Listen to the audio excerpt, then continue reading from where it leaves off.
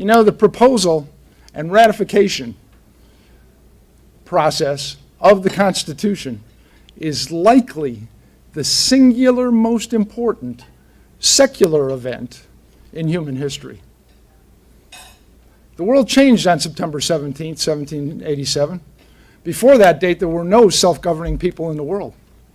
September 16th, 1787, the world was dominated by kings and czars and chieftains and sultans and despots, generally speaking. And as it had been throughout human history, before 1787, self-government had existed for very short periods in very small places, and a long time ago, perhaps in some small Greek city-states and a little bit of time in the Roman Republic.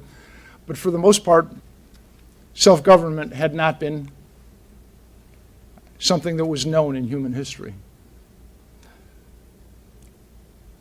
The promise of the Declaration of Independence actually started to be fulfilled when the Constitution was submitted for ratification. The period of 1787, 1788, during the ratification process, debates in the newspapers, in the taverns, in the churches, in the farms, free speech that's when free speech became part of the American fabric. You know, you could actually oppose the Constitution and not be demonized. John Jay, Alexander Hamilton, James Madison, they wrote the Federalist Papers and they were extolling the virtues and pushing the Constitution. But the opposition had vocal luminaries of its own. Patrick, give me liberty or give me death, Henry.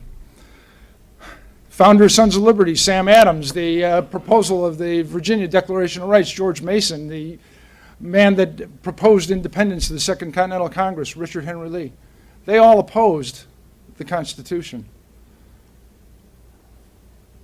Free speech, that's when free speech was actually born, not only for America, but for the world. Something else happened during the course of the ratification process. There was that free and open debate wasn't the only thing that took place across the country. The degree to which the general population participated was unknown throughout human history. Typically, up to that point, you had to be a property owner to vote at all. And for the ratification process, the property ownership requirement for voting, for electing delegates to the state ratification conventions was waived. That was the beginning of the process of inclusion that we are still going through today.